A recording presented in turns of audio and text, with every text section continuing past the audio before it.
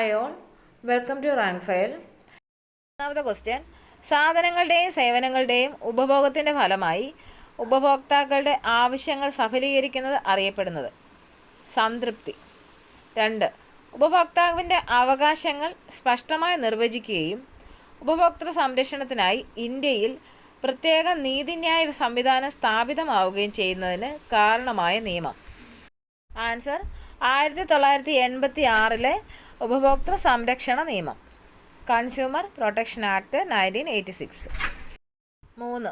ഉപഭോക്തൃ കോടതികൾ സ്ഥാപിക്കപ്പെടുന്നതിന് കാരണമായ നിയമം. ആൻസർ 1986 ഉപഭോക്തൃ സംരക്ഷണ നിയമം. 4. 1986 ഉപഭോക്തൃ സംരക്ഷണ നിയമപ്രകാരം ഉപഭോക്തൃ കോടതികൾക്ക് പുറമെ ത്രിതല ഉപദേശക സമിതികൾക്കും രൂപം കൊടുത്തിട്ടുണ്ട്. അവ ഏതല്ല? 1. ജില്ലാ ഉപഭോക്തൃ സംരക്ഷണ കൗൺസിൽ. 2. സംസ്ഥാന ഉപഭോക്തൃ സംരക്ഷണ കൗൺസിൽ. 3. ദേശീയ ഉപഭോക്തൃ സംരക്ഷണ കൗൺസിൽ. ജില്ലാ ഉപഭോക്തൃ തർക്ക പരിഹാര ഫോറം അത് ജില്ലാ തലത്തിലാണ് പ്രവർത്തിക്കുന്നത്. പ്രസിഡന്റ് ഉൾപ്പെടെ 3 അംഗങ്ങളാണ് ഇതിലുണ്ടായിരിക്കുക. ഒരംഗമെങ്കിലും വനിതയായിരിക്കണം. 20 ലക്ഷം രൂപ വരെയുള്ള ഉപഭോക്തൃ തർക്കങ്ങളിൽ തീർപ്പ് കൽപ്പിക്കുന്നത് ജില്ലാ ഉപഭോക്തൃ തർക്ക പരിഹാര ഫോറമാണ്. സംസ്ഥാന ഉപഭോക്തൃ തർക്ക പരിഹാര കമ്മീഷൻ സംസ്ഥാന തലത്തിലാണ് പ്രവർത്തിക്കുന്നത്. പ്രസിഡന്റ് ഉൾപ്പെടെ 3 അംഗങ്ങൾ, ഒരംഗമെങ്കിലും വനിതയായിരിക്കണം. കൂടുതൽ അംഗങ്ങളെ നിയമിക്കാനുള്ള അധികാരം സംസ്ഥാന സർക്കാരിനുണ്ട്. 20 ലക്ഷത്തിന് മുകളിൽ 1 കോടി വരെയുള്ള തർക്കങ്ങളുടെ തീർപ്പ് കൽപ്പിക്കുന്നത് സംസ്ഥാന ഉപഭോക്തൃ തർക്ക പരിഹാര കമ്മീഷനാണ്. ദേശീയ ഉപഭോക്തൃ തർക്ക പരിഹാര കമ്മീഷൻ ദേശീയ തലത്തിൽ പ്രവർത്തിക്കുന്നു. പ്രസിഡന്റും 4-ൽ കുറയാത്ത അംഗങ്ങളുമുണ്ട്. കൂടുതൽ അംഗങ്ങളെ നിയമിക്കാനുള്ള അധികാരം കേന്ദ്ര സർക്കാരിനാണ്.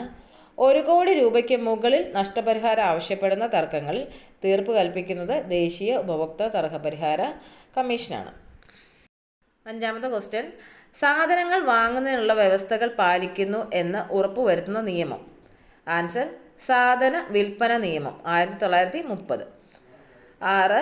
കാർഷിക ഉൽപ്പന്നങ്ങളുടെ നിലവാരം നിശ്ചയിക്കുന്ന നിയമം. ആൻസർ കാർഷികോൽപ്പന്ന നിയമം 1937.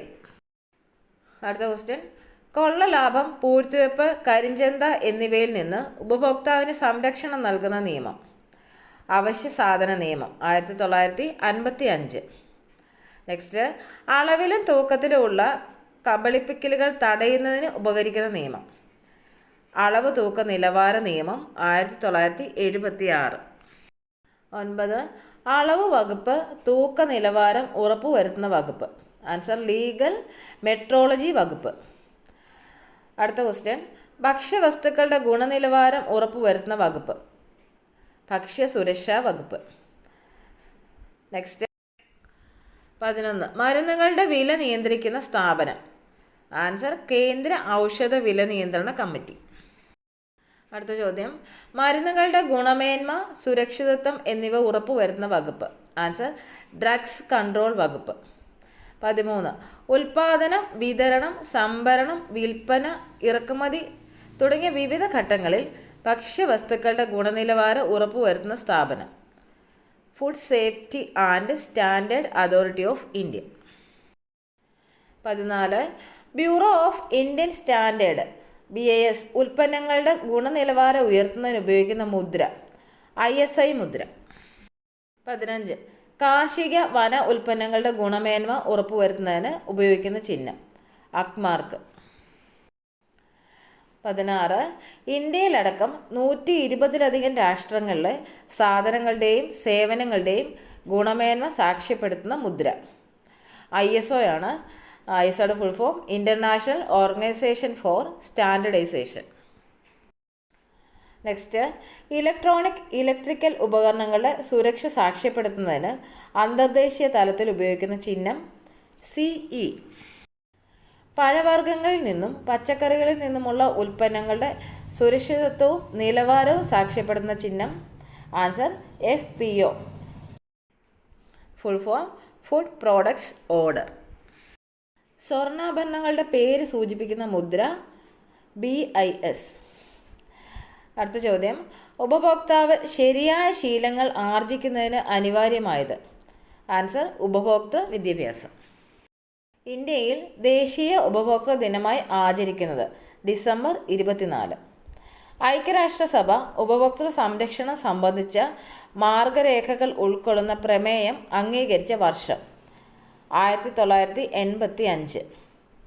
നെക്സ്റ്റ്, ഐക്യരാഷ്ട്രസഭയുടെ പ്രമേയത്തിൻ്റെ അടിസ്ഥാനത്തിൽ ഇന്ത്യയിൽ ഉപഭോക്തൃ സംരക്ഷണ നിയമം നിലവിൽ വന്ന വർഷം 1986 ഡിസംബർ 24. മനുഷ്യൻ്റെ ആവശ്യങ്ങൾ തൃപ്തിപ്പെടുത്തുന്നതിനായി സാധനങ്ങളും സേവനങ്ങളും ഉപയോഗപ്പെടുത്തുന്നതിന് പറയുന്ന പേര് ഉപഭോഗം. വില കൊടുത്തോ കൊടുക്കാമെന്ന കരാറിലോ ഏതെങ്കിലും സാധനമോ സേവനമോ വാങ്ങി ഉപയോഗിക്കുന്ന ആളിനെ പറയുന്നത് ഉപഭോക്താവ്.